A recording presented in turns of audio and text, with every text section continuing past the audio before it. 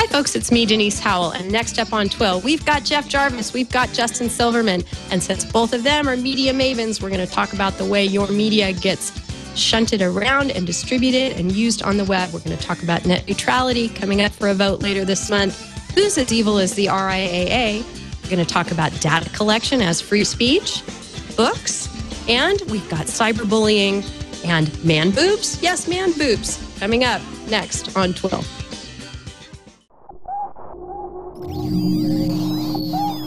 Netcasts you love. From people you trust. This is TWiT. Bandwidth for This Week in Law is provided by CacheFly at CacheFly.com.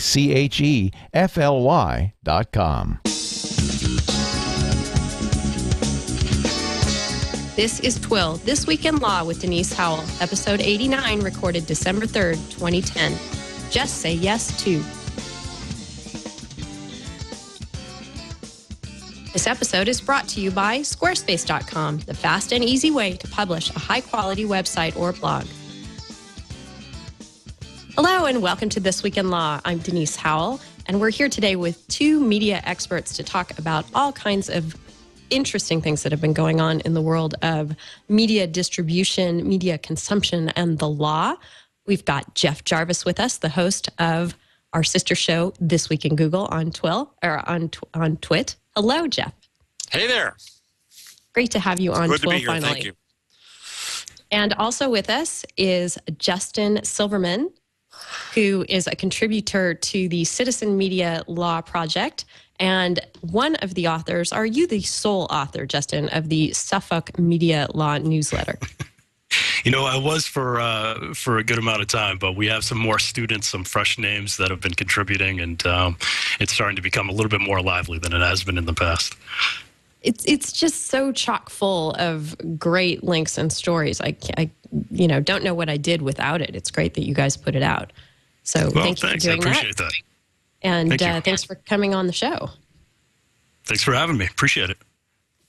So one of the great big stories in the news, you know what, a huge story, and it would be sort of like ignoring the elephant in the room if I didn't bring it up right off the bat, is the Wikileaks developments over the last week.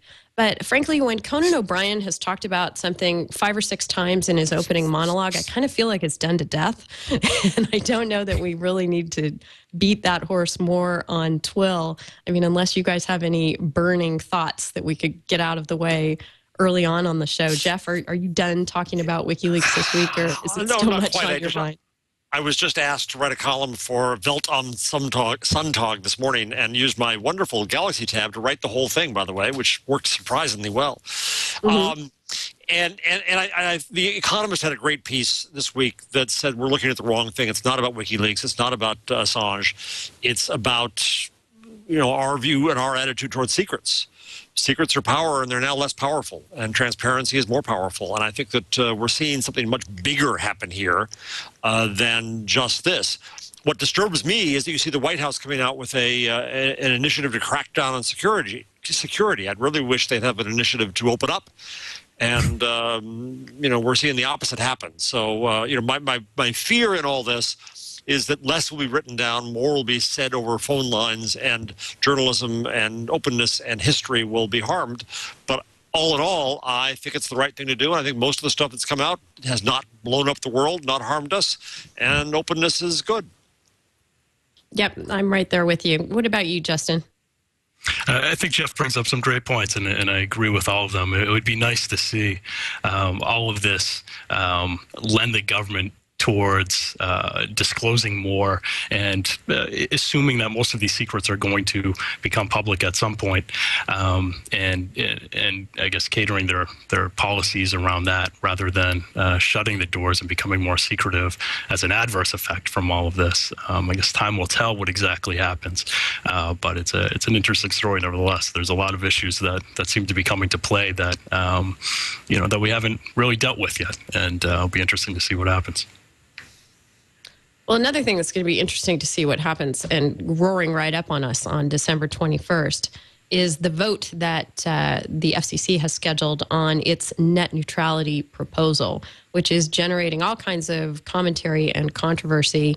And as a side note, we have a good example of something that now the cable companies all say, this isn't a net neutrality issue, but it sure sounds like one.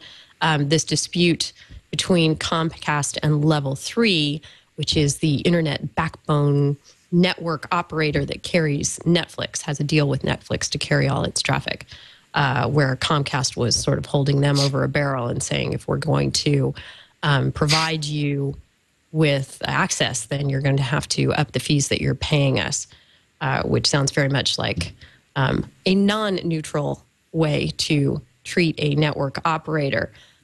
Jeff, what do you think about all of this, and particularly with the vote coming up later this month? Well, I think that the Level 3 Comcast thing is more complicated. You know, Leo was scratching his head on TWiL this week about it. It's a question of peering. And the way Leo explained it, the way I've heard it, is that Akamai would have direct connects to the Comcast head ends, and Level 3 is just arriving at Comcast's front door as if it were you or me sending something in, and that's causing problems. But I'm not sure that really matters, because bits are bits are bits. And, you know, the question is, how many come to us? We already pay for it to come to us. Yes, you could be nicer to Comcast and come up with a peering arrangement that would work better, and I think that's a fine thing. But to argue as if we're going to hurt you and all the customers out there because you don't do that is a problem. I told the story that in the early days of Excite at Home, they were going to try to do kind of the opposite. They were kind of charge you for the right to peer so that your stuff would get delivered, you know, well and safely and quickly. And so one way or the other, we just see, I think we're seeing a hermaphroditic business problem here where nobody knows who's screwing whom how. Add that to the vote. You know, we'll talk about it in a minute, but I'm very disappointed with where the FCC is. I think that they did take some guidance from the Google Verizon cutting up the Sudetenland and looking at mobile differently from wired, which I think is just absolutely ridiculous. So, you know, we have a real problem here. As the White House said they were going to be good on net neutrality, they haven't been. The FCC is backing up here. Comcast has been able to get away with things that hurt the internet, and we've got an issue. Yeah, particularly when Comcast and Sprint and the rest of the great big service providers are lining up in favor of the proposal, as they have been doing. Justin, is that a reason to be wary of what's coming down the pipe? I think anytime you're dealing with an issue of this magnitude, you have to be wary. But I think some arguments are to be made on the other side. I heard, you know, as far as the net neutrality concerns, you know, I heard a comparison, you know, the other day. This is just, you know, it's like electricity. You're going to pay more for the more that you use. But you know, my concerns are that, you know, there should be some standards, some given, some consistency, you know, regardless of your usage. You know, whatever your whatever you're using and whatever amounts, you know, you should have the same type of experience, the same type of speeds. There should be some givens that we can expect regardless of how we're using broadband. So, Jeff, it was Time Warner who came out in support of Comcast here and issued a statement talking about peering agreements and said these agreements have been and continue to be negotiated based on the amounts of traffic, not the type being delivered to each party's network by the other. Is that sort of disingenuous when you're talking about the network that carries Netflix? Yeah, I think it is. And I think that we come right back to net neutrality. Is a bit a bit. Mm-hmm. And as soon as you say a bit's not a bit, that's a boot. Then, you know, we have problems. Because that can be used in just cases like this. It uses quality of service. It can be used to discriminate against certain kinds of services. You know, I'm not a libertarian, but I sound like one on this network all the time because I resist government control here. Tom Evslin, who was the man who really changed the internet moving to 1995 pricing at AT&T WorldNet back in the day, and then went into VoIP, is a libertarian, but he argues that we need temporary regulation until competition takes over for this. Once competition does truly come in, then I think the market will work this out, because we're going to want good service, and we're going to go where the best service is at the best price. And hampered service at a high price will not win in a competitive marketplace. So I think we need to have regulated net neutrality in the meantime. Or the other alternative is to say that we do treat the internet like the interstate system. I said this on TWiL this week, and the government pays for private people to pour the concrete, but then we, the people, own it. And that's the other way to go. Right, Jeff, Google is part of the Open Internet Coalition, as are a bunch of other tech companies. And they are going to run a couple of ads in Politico and The Hill at great expense, voicing their complaints about the proposal. Do you think that that's just sort of throwing hopes in the wind at this point? Ironic, because Google took part in the behind doors secret talks with Verizon, in which they split up the internet and said that wired was net neutral and wireless wasn't.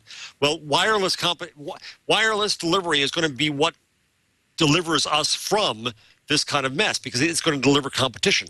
But if the savior comes in handcuffed, if wireless is not net neutral, then wired just becomes the other internet, or as I called it once, the Schmitternet.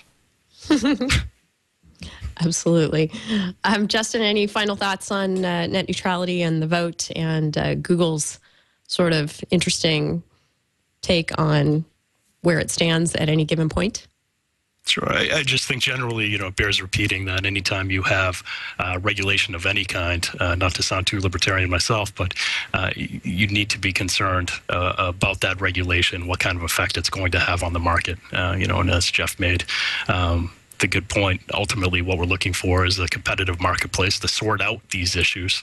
And however it may be regulated, however temporarily, want to make sure that those regulations don't do anything to prevent that from occurring. One more thing, Denise. If you go to Twitter right now and search on peering, you'll find a lot of good links there with a lot of good discussion that tries to explain what's going on with charts and videos and all kinds of stuff. Oh, great. Lord knows. I don't even, I have trouble getting my brain around what it means to be part of the internet backbone. I see a dinosaur skeleton in a museum and the big Stegosaurus back in my head. So who knows? We all could probably use a little enlightenment on that front, as lay people anyway. All right. So, Jeff, you are my touchstone on all things journalistically ethical. And I wanted to talk a bit about PC Magazine.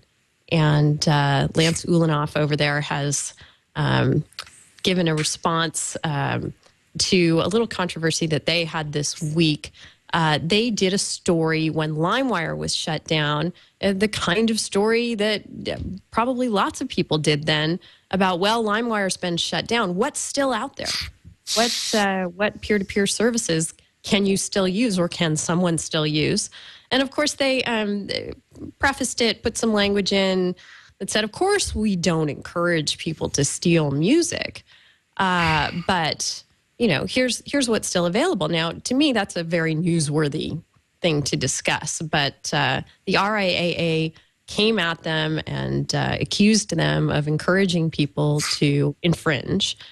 And, Lance Ulanoff has come back and said, this is nonsense, and of course not. And I tend to agree with him. I guess what I've seen them called out for is sort of being disingenuous with their disclaimers that if you're going to make a list like this, of course, you're expecting readers to read it and find it online because they're looking for alternatives to engage in more illegal activity.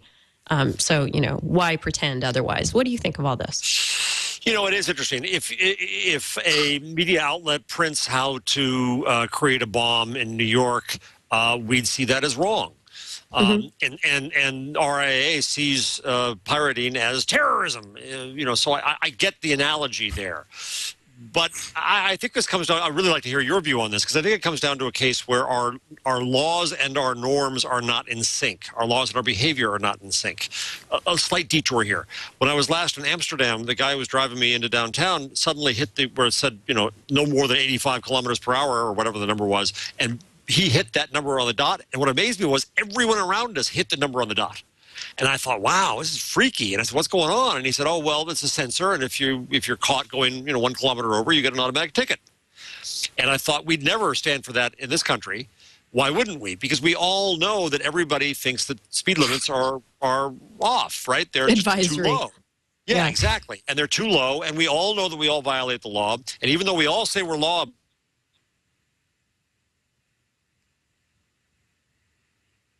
Oh, did we just lose Jeff? He looks frozen. Yes. One Jeffsicle. Right in the middle. Literally frozen in. I'll get him back. Sorry. Okay. Thank you, Burke. Justin, what do you think about this? Should journalists be keeping in mind what some special interest considers to be legal or illegal and dangerous activity when they're reporting on technology developments? I think from a matter of ethics, I think you need to consider all of these things. As a matter of journalism, reporting what's newsworthy, the two don't always the two don't always go hand in hand. I think with this story, it's clearly newsworthy. You have a service like LimeWire that's no longer, at least officially, no longer in service. What other services like it are still in existence that can be used? I mean, that's a valid question that a lot of people would be interested in, and really is a big part of this this discussion that we're having over peer-to-peer services and downloading illegally and so forth. PCMag, I believe, had every right and should have written a story like this. I didn't read the story itself. I don't know exactly what kind of tone it was written in. If the disclaimer is that we're only writing this for legal purposes or legal downloads, of course, it does strike me as a little disingenuous. But as far as whether the story should have been published or not, I don't think it matters. I mean, this is a story of public interest that that has to do with peer-to-peer servers that by themselves are not illegal. And I think the music execs, the RIAA, I think they're making a big deal of this when they shouldn't. I wonder why, in fact, they decided to write this letter. I mean, were they really thinking that PCMag was going to retract this story? I mean, there's no way that they were going to retract what they were written. It's almost as if the music execs said, here's an opportunity for us to write this letter. It's going to get some publicity. It's going to add a little more attention to our cause. It's going to get people like the three of us discussing these issues, copyright infringement and so forth, and maybe it's going to get the LimeWire alternatives out there, though. It's the Streisand effect. Right, isn't it also an effort to chill the discussion? Aren't they trying to say, to some extent, you better not follow, or we're going to send lawyers after you? And it's not quite a slap, but it is a bit of a chill. Before we leave that topic, Justin, I wondered, since both of us are on the legal side of thinking about this, I thought about the Grokster case, that this is a Grokster-esque kind of move on the RIAA's part, where they seem to be suggesting that what PC Magazine is doing is inducing infringement by the users. So, do you think, is this just kind of a shot across the bow, or do you think that there might be something more that the RIAA has planned here? Well, when you're in the position that the RIAA is in, I think anything's worth a try at this point from their perspective. But this isn't Grokster. This isn't a peer-to-peer service that we're talking about. It's a news magazine. It's a source of journalism. We're talking about a news article compared to what other media you would like. But I mean, bottom line, that's what it is. They were reporting on an issue of public interest. They were reporting facts, and you could spin it around the other way and use it to the music execs or the other side's benefit. They just highlighted a number of services that maybe maybe downloaders can now use now that LimeWire isn't there. But on the flip side, you now have these services highlighted, and they can become targets for those that are against this type of activity. No matter how you look at it, you're pushing information into the public forum, and that should be encouraged, not discouraged. So comparisons to Grokster, although I think the music industry would like you to make them, they don't hold. We're in a completely different realm here. Right. But I see this argument come up, frequently in the cases that involve Google and AdSense and having AdSense around infringing sites, letting infringing sites use AdSense. This argument gets made against Google. I've never seen it actually pushed to a decision by a court, but the contention is that, hey, by allowing these people to use your AdSense service, you're actually encouraging the infringement that goes on via their sites and therefore liable under the Grokster case. Interesting. Morally, I think you're right to some extent. I think that when Google doesn't go after spam bots and bad spam sites and has ads on those sites, they're supporting the stuff that's mucking up the internet, and so they're morally obligated to get rid of it, I think. The question here is, do we think that file sharing is immoral? Let's stick with the RIAA for a moment, because the RIAA is doing some interesting stuff in these BitTorrent Hurt Locker suits. Actually, it's not the RIAA, but the law firm that is sort of acting as the plaintiff in the large BitTorrent downloading suits concerning Hurt Locker and other films. They are the defendants are kind of fighting back. They have taken some steps to make the suits go away. And in fact, there's a lawyer in Florida. His name is Graham Seifert, and he has put together this little packet of pleadings that defendants, if they are representing themselves in those cases, can file with the court. You can buy the proposed draft pleadings for $20 from a service online. And if you find yourself a defendant in one of those cases, you can file a motion to dismiss, you can file a motion to quash. There's all kinds of good stuff that you would want to do if you were facing one of those lawsuits. And now they're coming after Graham. They're saying, that they're asking for sanctions against him. They're saying that he shouldn't be making these resources available. They're saying, and this strikes me as hysterical, they're saying that the motions are poorly drafted. And if you've ever seen something that someone who has no representation files with a court, I guarantee you they're a sight better than that. So I just thought it was... Isn't there a right to legal representation? Isn't that the most basic thing we have? Absolutely. You're entitled to hire an attorney, of course, and attorneys are expensive. So if you can't hire one, you are entitled to represent yourself. And you are entitled to look at forms in the process of doing that and get guidance, And of course, the courts definitely want pro se plaintiffs to get guidance, or defendants or pro se litigants at all to get guidance before they go to court, because otherwise it just really messes things up and slows them down. So I raise that just because it's kind of funny to see what's going on in those suits. Justin, any thoughts there?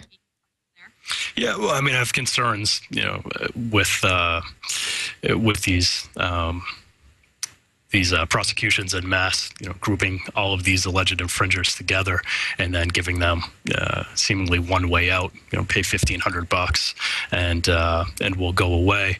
I wonder whether or not, and I agree with Jeff completely. I mean, these filings should be accessible. They should be made by pro se litigants. But I wonder if that's going to have an adverse effect on them, and that the firms representing the copyright interests of different copyright holders, I wonder if they're now going to increase the amount of money it would take to settle and get these get the lawyers off of their back. So I'm curious what's going to result of it. As far as the actual providing defendants with paperwork that they could use to file on their behalf. I mean, I think that's a great thing. And as far as making arguments that this law firm is forcing people to settle even though they have absolutely no intent of pursuing the claims, I think that's a great way to keep them honest. As far as what's occurring right now, I have no problems with the way that this is transpiring. I just wonder what the effect is going to be, and whether these settlements, if people choose to go that route, whether those are going to end up costing more because of this. Well, that's what the copyright group, the plaintiff firm that's pursuing all these, is saying, is that it's drastically increasing their expenses in the litigation. Well, yeah, because they're not able to just convince people to write the check and put it to bed that way. So it's pretty interesting, and I admire the heck out of this Graham Seifert for coming up with the idea, the little prepackaged defense to the mass litigation. So I think it's a great idea. Yeah, amazing. Before we leave the RIAA, just thought I got an email from Charlie Nesson at Harvard this week saying that he was stuck in England and needed some help. Whoops. Harvard law professor, member of the Berkman Center for Internet and Society, fished to death. Sent out email to all his contacts. His Twitter account has hacked. Who knows? I think I'm not connected to him on Facebook, so I couldn't check that. But wow, if it can happen to Charlie Nesson, it can happen to anybody. So do be careful. Jeff, did you get Charlie's email? No, I didn't. By the way, I'm still here. My video just went out. No, but I feel for him, because it was not your usual. And what you sent, it was not the worst of the usual, illiterate emails. So you could almost think it was Charlie, but yes, of course it wasn't. Yeah, no. If you didn't know that people were getting fished in this way, you could. And of course, you hear from Charlie Nesson needing help. Of course, you're going to try and help if you're someone who knows him and knows his work. So just Harvard law professor, Berkman Society member, fished to death. All right. Let's move on to an interesting bit of litigation going on in Vermont over medical data collection. And a court there that has found that legislation in that state that restricted the use of information on doctors and their patterns for prescribing drugs. They found that law was unconstitutional, that the restrictions on that use, trying to lock it down and not sell it to third parties, that was actually impinging upon commercial speech under the First Amendment. There we go. We're trying to keep our privacy interests. We're trying to have marketers not banging down our door in every single aspect of our lives, and states are legislating accordingly. But here, this particular federal court, it was the Second Circuit, found the Vermont law was an improper restriction on commercial speech. As our First Amendment guru, Jeff, what do you think about that? Well, I'm also very interested these days in, I'm not, by the way, hardly a guru on this, but a user of the First Amendment. Yes. I'm also very interested these days in privacy and publicness, and the value of connecting data is great. And so I'm concerned about default lockdowns of data in a way that are going to hurt our ability to gain more knowledge. Well, I have conditions, and I've talked about them on TWiL a lot, too much, some would say. But talking about them brings in other information, and being able to share that information is beneficial. And this idea that suddenly, oh my God, health information out is an awful thing, I think is a knee-jerk reaction. Yeah, I much prefer Doc Searles and the vendor relationship management group's approach, where people can fine-tune what information they're sharing with whom. But while that is a wonderful concept, and I look forward to it getting fleshed out and more widely adopted in practice, it's not right now. So, what we're stuck with is states trying to put protections into place. And here we had this one struck down. Justin, any thoughts?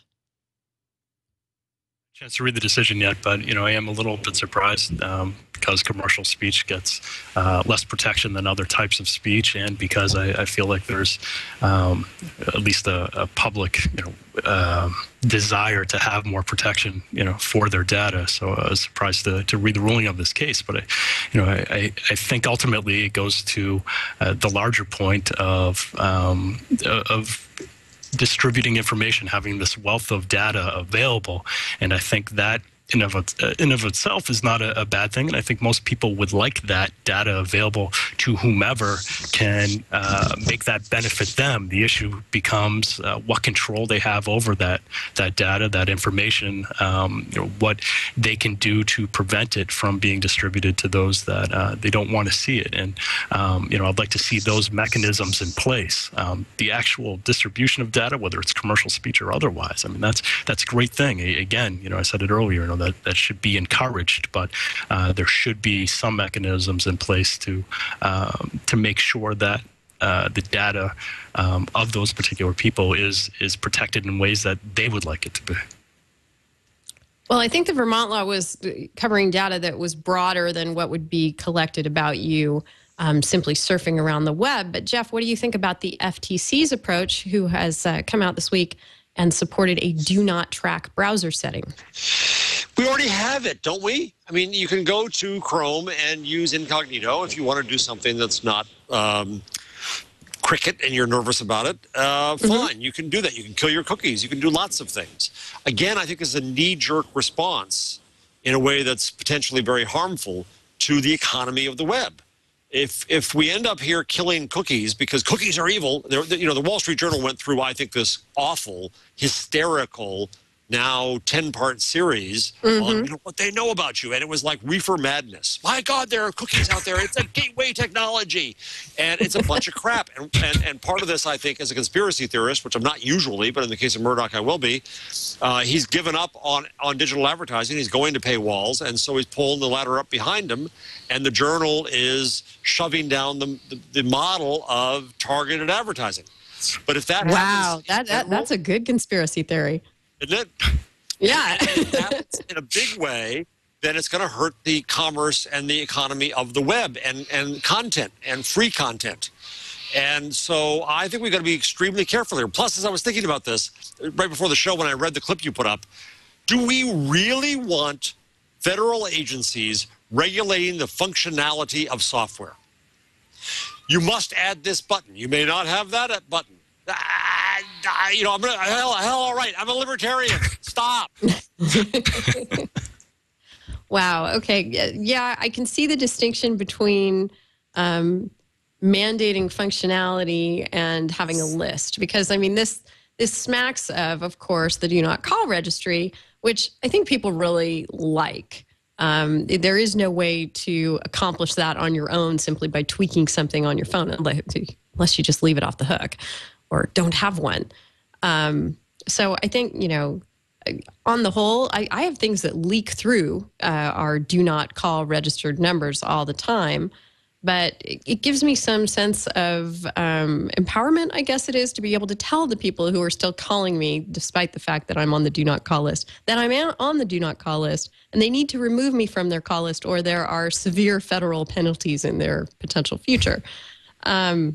So, yeah, I can see where that's different than mandating that something be in a browser. But I also feel for the lay people out there who have no idea what Chrome, let alone incognito, are, and use the default browser and don't lock it down and find themselves tracked all over the web. Justin, what do you think? Here, Denise. Oh, go ahead. What's the horrible? Let's talk about harm. Right. In the research I'm doing for my book, I go back to, as you guys well know, Brandeis and Warren on privacy, and they had to struggle to find a right, and they had to struggle to find harm. And obviously, there's harm that can occur. Your identity can be stolen, you can be tracked, but those are separate crimes.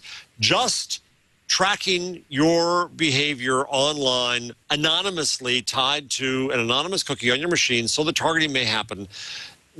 You know, to act as if there's something awful going on there. Show me the harm.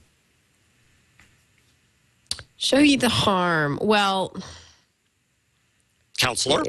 Yes, the harm, I think, and you know, I wasn't as offended by the Wall Street Journal series as you have been, Jeff. And I think they made some good points about, you know, what can be done with even anonymized information, and that, you know, if someone is determined enough to put together who you are, that can actually be done. And you know, what you think might be purely anonymous bits of information can be tied to you. And people use the web for a lot of stuff. You know, a lot of. But aren't we at isn't the bad things could happen doctrine is a bad way to do law? Because what it says is then we shouldn't be flying, we shouldn't be driving, we shouldn't be walking outside. We shouldn't be eating anything because we can overeat. You know, bad things can happen is not, I think, the proper standard. Some bad actor can do bad things. You know, again, I got to see show me the bad motive, show me what's being done wrong, and then let's deal with that rather than this wholesale view of cut it down. Dana Boyd talks about young people or anyone now in privacy in the web, and she makes the argument that Helen Nissenbaum argues that. Well, I guess Dana argues this more, that the issue isn't the collection of data, the issue is the use of data. And if you misuse data about me and do something wrong with that, then we regulate that. But to cut off all collection of data, all cookies, which, you know, if the button is that prominent and it's that pushed, that affects the commerce of the entire internet, of all content, free content on the internet, and we should not do that lightly. I like the ability for people to have a choice, for them to be able to look at their browser and say, do I want to be tracked or not want to be tracked? And I think the goal of the FTC here is to give that choice where it doesn't now readily, transparently, obviously exist. Okay, then you should also be able to say every time you put a magazine subscription in, you should have a big checkbox there that says you may not record my name and use my name and sell it to any third party. Because the databases that are out there from the pre-internet world are far more detailed, have tons of personally identifiable information. You can go to Axiom, and I did this online. Now you can come up with, you can go to Axiom, and you can go to your neighborhood and you can buy a list of the names and addresses of women between 18 and 24 who have a college education who earn this much. You want to be creeped out? That's far creepier than anything the internet does. The problem is that there's this emotional thing of saying, oh, they're tracking me. No, I totally agree with you. And as someone who has spent 2 years trying to get off every, you know, catalog mailing list and who always sends in the privacy card that says, you know, do not take my information. I wish they did have those kinds of options when you signed up to get things mailed to your home. Justin, what do you think? Well, first of all, before I ask you that, Tom in IRC is wondering if you think Firesheep is okay, Jeff. Remind me, hold on. I had a senior jargon moment. Firesheep is the one that does what again? I know this. Firesheep is the Firefox extension that allows people to see, be able to log into someone's Facebook page as them. Firesheep. Right. Thank you. Sorry. Then I interrupted your explanation for everybody else. But everybody else knows I was the idiot who forgot. Firesheep, I would consider far more of a demonstration thing. Hey, did you know this? You know, it's a bit. Let's see if we can come up with a doctrine here that is parallel to caveat emptor. The New York Times had this story this week that was a great yarn about a guy who supposedly wanted people to complain about his business because he would get more Google juice. And that's actually questionable in reality. But anyway, Matt Cutts at Google did tell us this week that they did change the algorithm to deal with people like that. Fine. But part of the argument I made was it wasn't Google's fault.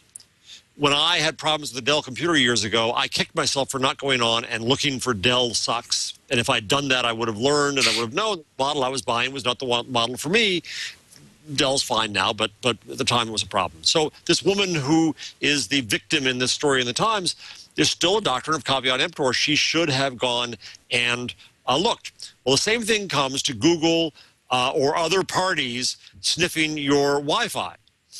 There's caveat router there or some such thing. Right. That if you leave your router open, if you leave your browser open, if you do certain things, well, yes, people can. If you leave your door open, if somebody comes and walks in the door, they're still a burglar. If you leave the keys in the car, they're still a burglar, right? Where does this line come? And I'm not sure where it comes. That says that at some point you have the responsibility for this. So the fire sheep thing, I think, was a way to to scare us all and say you should operate differently. The web should operate differently because there's a danger here, and so it was useful for that. Fire sheep as something people should use. No, of course they shouldn't. It's wrong, but it wasn't made for that purpose, I think. Yeah, absolutely. It was, I think, made to be able to demonstrate this security hole and encourage people to close it. So good for them. Evan Brown, who is not with us this week, hello, Evan, if you are listening, wanted to weigh in on this. He sent me an email on the side on this issue and says, I think this angle on privacy, i.e. tracking of users' behavior from site to site, is the most important privacy issue facing us today because users are clueless and providers may not even realize how leaky their data is. So, Justin, we've been going back and forth here. Do you think I'm just paranoid and Evan as well? What's your take? No, not to be too diplomatic here, but I think I probably fall somewhere in the middle. And, my concerns are really over just how informed people are. You don't realize that someone is, you don't even have an opportunity to get upset over a possible invasion of what you think is your privacy if you don't realize, what people are capable of doing. Fire sheep, I didn't realize that program existed until I read about it. And up until that point, I thought that I could sit down at a Panera Starbucks, use their Wi-Fi, and I could log into Facebook and I wouldn't have any security issues. So the idea that, though I agree, I have a router at home, it's password protected. I don't know. In fact, I can tell just from my neighbors that many don't protect their data. They don't know that these security issues are there. So for me, I guess I got to take a step back and say before we even get to the issue over whether or not we should or should not be doing this for the sake of privacy, I think we need to first ask, do people even realize there's an issue there to begin with? We have so many people that are online using these different services who, in all likelihood, don't even know that their information, that their data is susceptible to being picked up by a Google vehicle sniffing their Wi-Fi. They just don't realize that vulnerability exists. And I think that realization needs to be made first and foremost, and then get to these larger issues over whether we should be doing it in the first place. Right. So maybe rather than legislating, the government should be more proactive in the information dissemination role. But I think there should be more information provided to let people know that their information is vulnerable, that they're being, whatever word you decide to use, whether it's whether you say they're being tracked or just refer to cookies from one side or the next. This isn't all bad. I like being tracked by some services because I get more targeted services as a consumer in response. But I would like to know how I'm being tracked, what specific cookies on my computer are doing, what information is available, and have a very have a very proactive role in deciding who gets what, if anybody. You're exactly right, Justin. And I think that I will stipulate this. Why do I talk like a lawyer? I'm not one. The industry, media industry, and advertising industries have done a terrible job of that. And so it's the problem with secrecy is that, they're hiding something. They have something to hide. And I just ran a panel at the Business Insider Ignition Conference with 3 advertising people from media companies, from Tina Sharkey and Deanna Brown and Aaron McPherson from Yahoo. And we talked about just this, that yeah, there's a lot of, the Wall Street Journal can boogeyman us and scare us all because there isn't that kind of transparency. There isn't that kind of control. People should be listening to doc searls and vendor relationship management. And, what they don't see is that transparency yields trust. The more that you know this, the fact that Google has a dashboard, which they should promote more, that allows you to go there and change this, the fact that Amazon tells you exactly why you're being given this recommendation and gives you the ability to change it, only makes Amazon stronger and richer with data about me. And so it's in their interest to be more transparent. Finally, the other point you made that I think is exactly right is a lot of the problem here is that the second party, the media company, doesn't know how the third party, the ad server, is whether they're good or bad. There's no due diligence there. So, Time Inc. lets the ad server from the advertiser serve the ad, and they could be doing bad things with the cookie. That's what happened in great measure with these Wall Street Journal stories. Okay, so Luke in the IRC is asking basically what I was asking a second ago. Is this an issue of education about privacy or helping those that aren't educated about privacy? And I asked whether the government should take a more proactive role in education. And I want to get to that after the break because we have another story along those lines where I think the government may be taking things too far in what they're educating about in schools. But before we do that, I want to thank our sponsor, Squarespace, which, of course, is the host for my own blog, Bag and Baggage, and many of the blogs on the TWiT network. It is easy to use. Creation and management of any website or blog. Its UI is incredibly straightforward and easy for both beginners and CSS experts. It has hundreds of design templates to choose from, and you can customize any of those designs to fit your needs. It's all inclusive for starting at about $12 a month. You get all the service modules you need to build your website. You get amazing hosting, ironclad hosting that just can't go down and doesn't go down even, when your internet service provider is out for hours. Squarespace is not. They have the pipeline to the backbone, apparently. They're up there on that Stegosaurus's back somewhere because they stay up.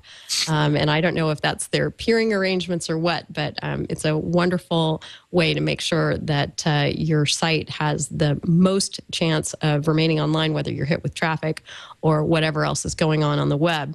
It has great integration with all the social media tools. You can get your Twitter in there, your Flickr, Friendfeed, whatever it is that you use, you can make easily a part of your site. Facebook, of course. There is a great search engine optimization that is just built right in. It's brainless. You don't even have to think about it. It has permission access handling. It is so easy to use. It's just a joy to post to and update my blog and tweak it from time to time whenever I need to. And I can do that on the road too because it's got an iPhone app that makes it easy to log in and update things on the go. So you should use Squarespace for all your website needs to build it, host it, and update it anytime. You don't need a credit card. Just try it out and build your website. Then if you decide to purchase, use the offer code TWiL, T-W-I-L, and you'll get 10% off the lifetime of your whole new account. So thank you so much, Squarespace, for making TWiL possible. All right, guys, so let's talk about education and the government's role. There is a move afoot to educate about cyberbullying in schools. And at first blush, that sounds great.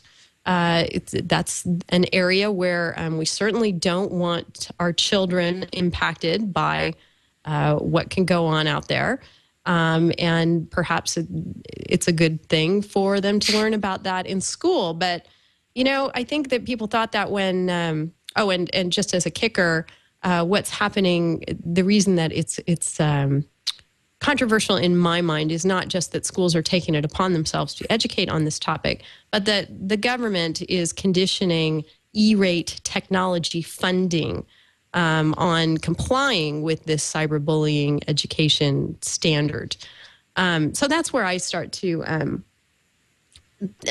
holding people ransom sort of comes into my mind, that, you know, unless you do this, you don't get your funding. This is what was done to universities about file sharing as well, that they had to educate about that or miss out on a lot of their government funding. So, you know, I have concerns about how appropriate that is. I see on our own part, you know, I have a first grader, and one thing that, you know, way back into the Reagan era, I guess, just say no. Drug education in school has gone down to the kindergarten level. They do a red ribbon week at my public elementary school where kids are taught to say no to drugs.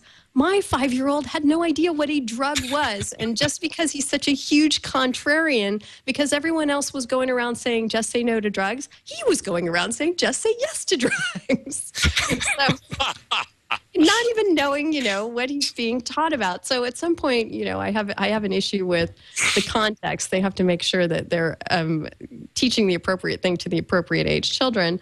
And I'm wondering who makes the decisions about, you know, okay, are we going to teach about the evils of copyright infringement, or certainly cyberbullying is an evil that we want people to know about, but there are all kinds of other things that children can fall prey to that we're not conditioning public funding on.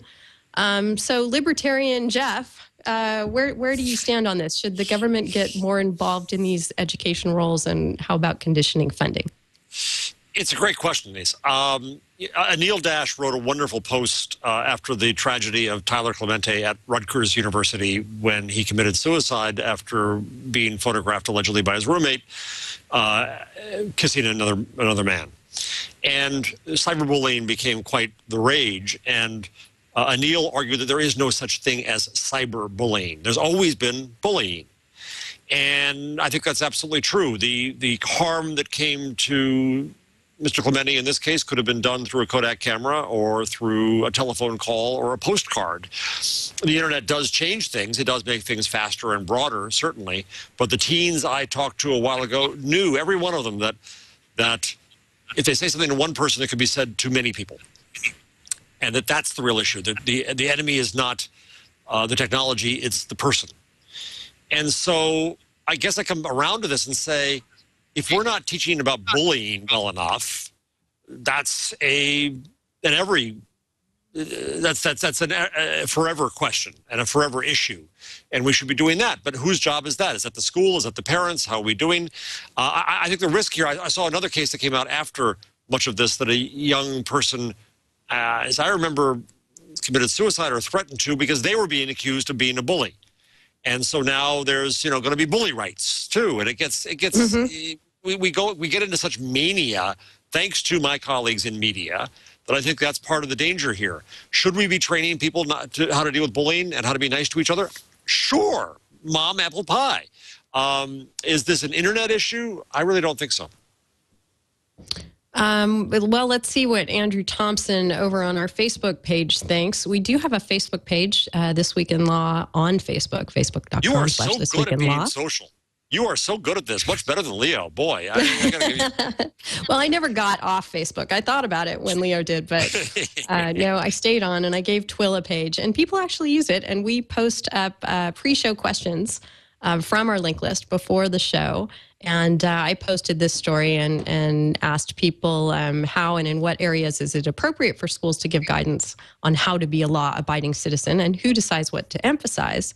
And Andrew Thompson over there answered, the problem with removing bullies from the lives of kids is it removes the ability of them to learn how to deal with those kinds of people. These are critical skills you need in your life. Like it or not, people are animals too. You cannot create a utopian society that also has freedom. While it would be nice not to have bullies, real life is not that nice, clean, and easy. The best thing parents can do is teach their kids how to deal with people, especially people they do not agree with. Great point. What do you think, Justin, about all this? Well, a couple points. I don't like the fact that money to upgrade schools' internet connections is contingent on anything. That's something the government should be providing regardless. With that being said, I get nervous anytime the government comes up with a definition of what is appropriate and then requires schools to teach it. What is appropriate online behavior? I'm sure we can find many different opinions about what that is.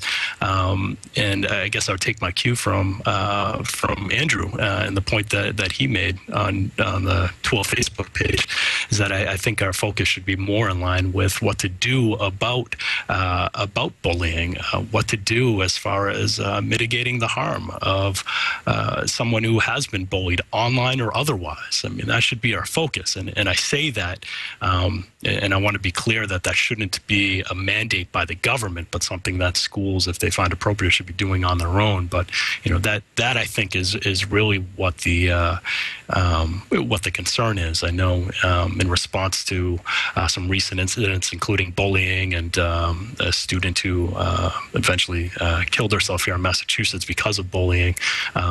Here in Massachusetts, we have a new law that sets out a number of different actions that are to be taken in certain situations where bullying is occurring. And I think generally, that's the route that we should go. We should be teaching our students that in life we're going to come across these individuals, but here's the best way to deal with them. Here are the things that you should be doing, you should be aware of, and regardless of whether you teach it or not, we should be getting more money for our computers and internet. I think you're very right, and it sounds counterintuitive, but I'm going to quote Dana Boyd again. Usually there's a law that you have to quote Clay Shirky at least once a day, but now I'm going to instead quote Dana twice.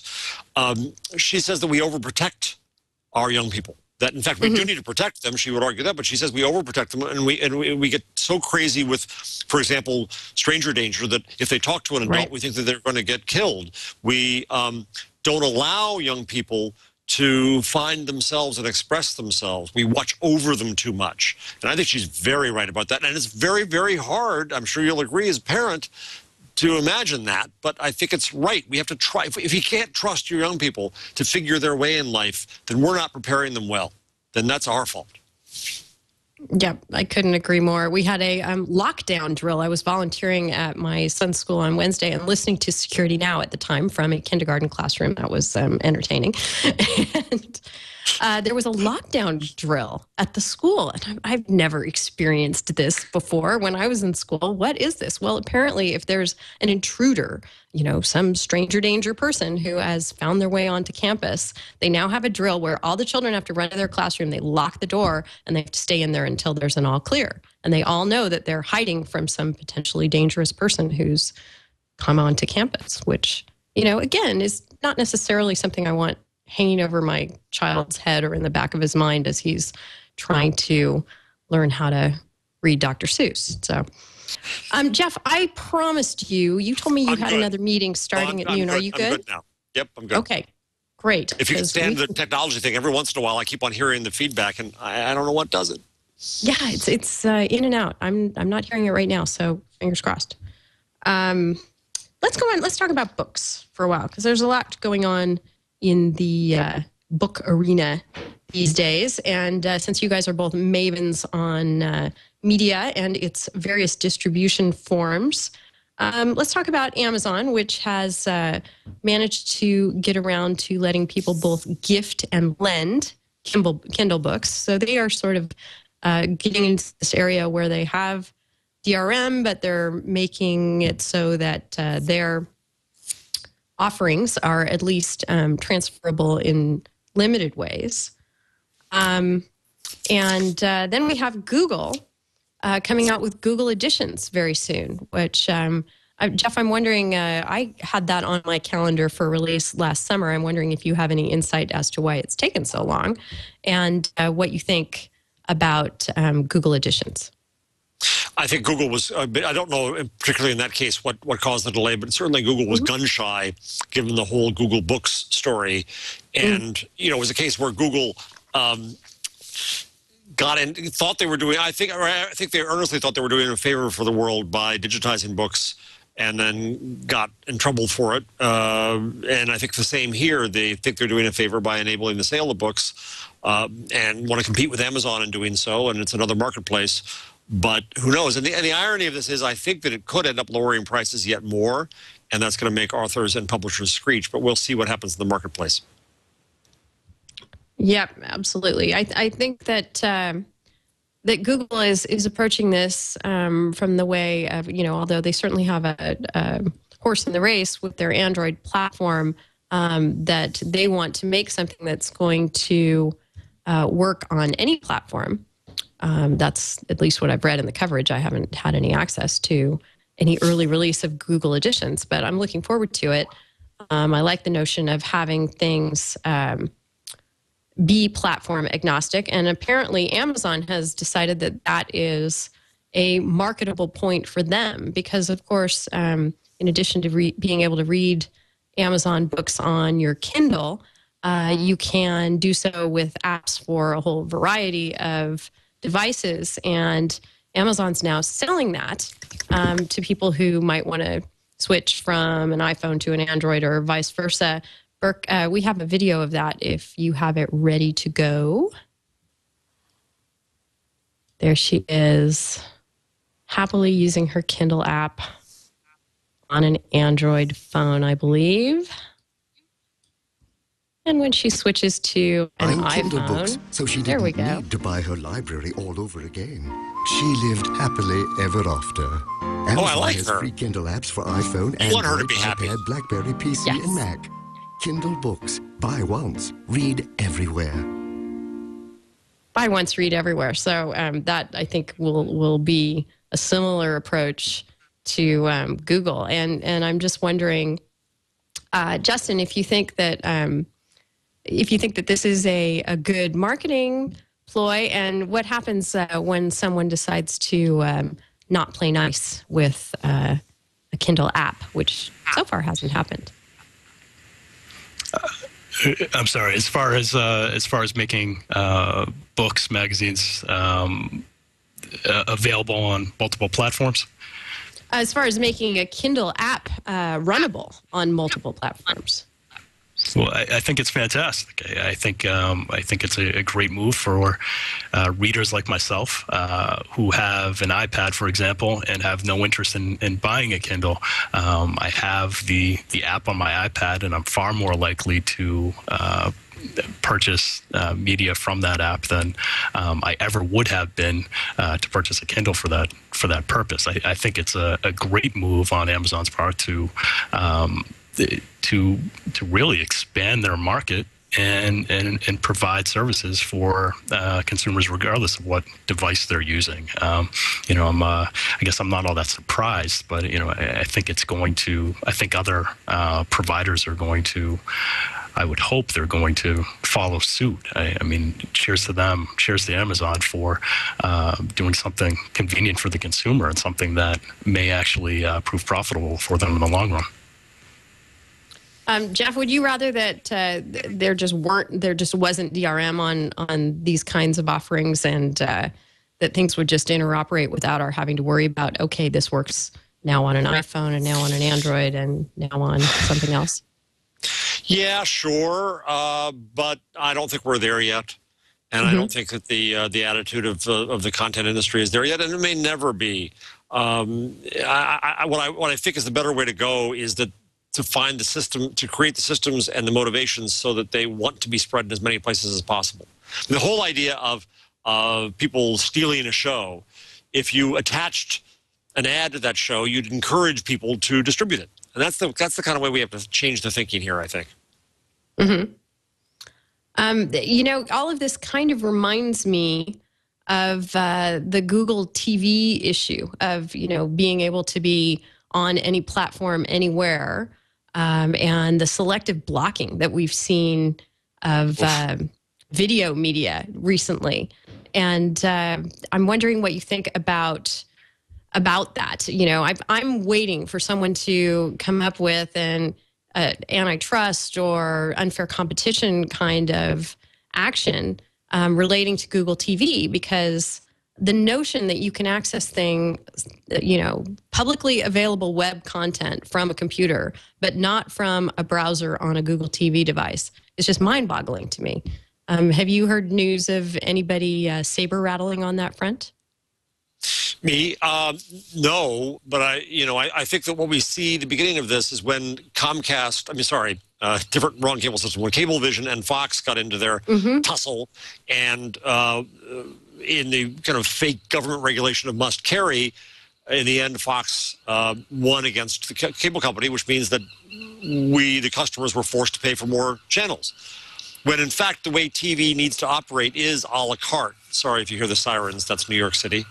And the channel becomes worthless. The channel is an unnecessary layer of curation.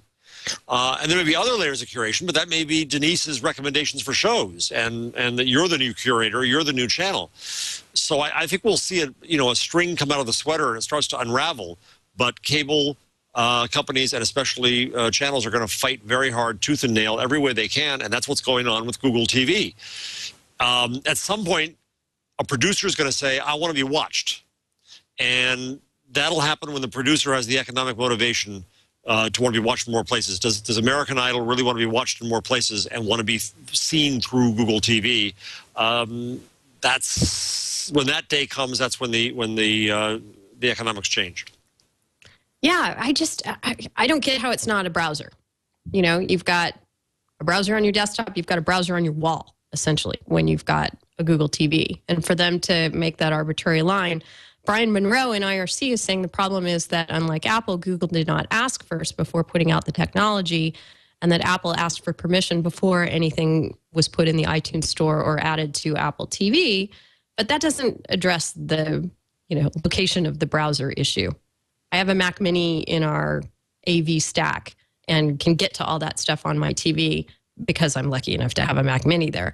But, do I need to have that and another device? That seems like huge overkill. Justin, what do you think? I think speaking as a consumer, I think it's extremely frustrating. It's frustrating because I have to spend more money for more devices that are appropriate for really just a different size screen, because that's really all we're working with, whether it's a desktop, a laptop, my iPad, iPhone, my TV. I side with you, Denise. I don't know why the lines are drawn, and I don't believe they should be. The fact that even now I've been going back and forth. I'm trying to figure out what is the best device where I can stream online content to my new TV, and I can't figure it out because there are so many holes in what is provided as far as content from device to device. And I have this hesitation. I'm buying yet another piece of equipment so I can watch on my TV what I can watch already one room over on my computer, or just holding in my hand, sitting on the couch. It's it's an interesting issue, and unfortunately, I don't have a whole lot of insight as to why it hasn't changed yet. But I really wish it would. I think the markets are there regardless of what size screen and where the location is, and I really hope that content providers they jump on board and see the light at some point soon. Yeah, I had a conversation recently with Marty Schwimmer, who is the trademark lawyer we've had on the show a number of times, and he's trying to figure out what to do, what set-top box to buy these days. And I pointed him toward the Roku, which I just love. Jeff, do you have one of those? Yeah, I do. Yeah, it's the problem with all these devices is not having enough stuff on them. Right. But I like the, it feels very early days, the Roku, but I like the idea that it has sort of an app store culture where people can build for that platform. And as soon as you've made a channel that they can make available, you can be on their device. And they have over 100 channels now. So it's a nice alternative, but you're right. You're not getting to mainstream programming that way, other than through Netflix, which has a lot. So...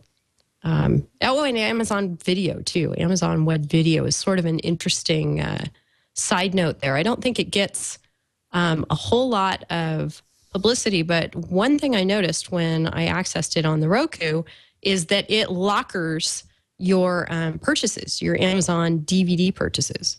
So if you have bought, as I did, a Blu-ray DVD, there it is available to watch on Amazon Video. So if you, this is actually something that might irk the content industry because I bought mine as a gift for someone. And, therefore they have a copy and I have a copy on web video, which is something that they no doubt will iron out at some point. So I love the Roku. I'm hoping that they get more content there and channels. Okay, I have a bunch of stories here that I wanted to bring up just because they are funny. And when the law is funny, that's always something that makes me happy. First is the idea that in the workplace, people are going to more and more social media kind of internal communication strategies. I've attended a couple of Enterprise 2.0 events where they have various internal Twitter and Facebook-esque platforms going on. So over there at Morrison and Forster, an esteemed law firm based in San Francisco, California, they have issued an update on the huge problem of your internal avatar not being appropriate for the workplace. And so they're suggesting that perhaps workplaces need a dress code just for their social media avatars. So everybody think about whether your avatar is appropriately clothed and, if its piercings are going to be in compliance with your workplace dress code. Another thing I thought was hysterical was something Mike Masnick pointed to over at Tech Dirt, and it was a contest, let me pull it up, that asked if other industries were as evil as the RIAA, what would their communications look like? And this was a contest held by cracked.com. So Mike has his favorite examples up there. It's the PG&E, there was notifying a customer that there was an explosion near their residence, and after a consultation with their attorneys, has been determined that this unauthorized use of gas constitutes theft, and they want an immediate payment, or they will take them to court. And then the other example was a highway sign saying that Interstate 495 is licensed by General Motors exclusively for use with authorized vehicles. All others seek alternate route. So go check out that contest on crack.com for more if other industries were like the RIAA. And then finally, what has been really interesting and topical is the Kinect and what interesting things people have been doing with it, and how Microsoft has taken this hands-off approach to Kinect hacking, which I don't know if you guys remember back to the early days of Bunny Wang and the Xbox. There is a person, his name is Matthew Crippen. He's going to court. He went to court on November 30th over a suit brought by Microsoft for his modifying Xbox 360s. But for some reason, Microsoft has changed its tone and is arguing that it left the Kinect open source so that people could modify the device. And folks have been doing lots of interesting things with it. In fact, Burke, I think we have something here. Yes, the titty tracker. Of course, it was only a matter of time until someone began to come up with uses for the Kinect that would be of a more, shall we say, chat roulette-esque kind of utilization. Here we have it recognizing man boobs and merely covering them. Which goes kind of the wrong way, don't you think? Yes, exactly. So, when hacking can lead to this kind of wonderfully societal, beneficial use, then of course we're going to let it flourish. That's a good one. But it does, sort of illustrate that Microsoft is doing a complete 180 on this. Because Bamboo Man, and here I'll get his name. I'm sure he'll want that. Yes, of course. Well, you don't post something like this without wanting to get recognized for it. Winda Benedetti wrote this article over at the technology blog on MSNBC. And let's see, Dan Wilcox is our titty tracker hacker. So thank you, Dan, for this entertainment and for showing that, for graphically illustrating how Microsoft has sort of changed its tune. And Jeff, before we wrap up today, I hear that there's a big U.S. technology company over in Europe that's getting investigated for antitrust. That's got to be Microsoft, right? No, that was over. Microsoft was this big threat, right? Europe took 14 years, 12 years to go after them, and by then the market had taken place of it, so Microsoft was on the way down. So I actually think we should all sell our Google stock because now the EU is investigating Google for antitrust. And the irony to me is that one of the complaints against Google is that it has this control over search, of course. Well, number one, it's the people of Germany that and Europe that give Google its incredibly high penetration there, 90% in the UK, 97% in Germany, and yet and here in the US it's in the 60s. So the people of Europe seem to like Google, but the government and media have something about Google. The other irony here is that one of the complaints is that Google actually points to things of its own, like YouTube. Well, the New York Times doesn't point to the Washington Post. They point to the New York Times. They have audience, and they do that. Yahoo points to Yahoo. That's the way the business operates. Final irony to me is that before Google came along, search was paid search. Overture at Yahoo was where you could buy position in the main search. Google was the one that created a new ethic of search that said that's wrong. And so now they're being investigated for antitrust. How? It makes no friggin' sense. It's a waste of time and money. It is this European, again, I'm going to sound libertarian today. I guess it's my day of converting. It's the European reflex to regulate coming in. Yes, absolutely. It does seem like they have a very, very sweeping approach toward privacy policy and antitrust, and they just like to investigate things. Justin, what do you think about this, and is it any threat to Google? I don't think it's going to be any threat to Google. I'm not sure. You have what, 90% of the population using Google. I'm not sure how this investigation by itself is going to affect that. I'll be interested to see what comes from the investigation and whether there are any lingering effects. But I don't know if there's anything to be too concerned about right now. All right. Well, it was good to know that at least it's happening, and Google can hire yet more lawyers to look after their interests internationally. Goodness knows they've got quite a few on board already. We have a resource of the week to share with you that comes from Bill Kirkpatrick. It is a site called Keep Your Copyrights, and it is a great education site just about the whole realm of copyright law. It is called Keep Your Copyrights at keepyourcopyrights.org. And it's a resource for creators. It has tons of information about how copyright functions. It tells you about registering copyright.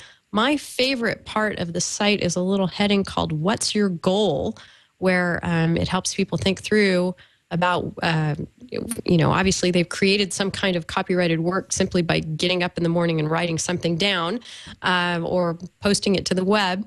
And what do they feel about that now? Are they into non-commercial free distribution on the internet? Are they interested in non-commercial with intermediary distributors, or purely commercial use as a creator making a living off their creative works? And it gives them all kinds of things to think about and alternatives without necessarily needing to have a huge copyright consultation with a lawyer. You could learn a lot from this site. So thank you, Bill, for that recommendation. Also have a tip of the week for you. And it comes via Mike Masnick at TechDirt, who put a post up about their policy on turning over information in response to subpoenas. Now, the reason this is a tip of the week is I wanted to make the tip that about subpoenas. I don't think people really understand subpoenas very well and how they function. And the fact that as I sit here right now in my law office as a lawyer, I can write out a subpoena and serve it as soon as I get off of This Week in Law, if I so choose, if I'm involved in litigation and seeking for information that way.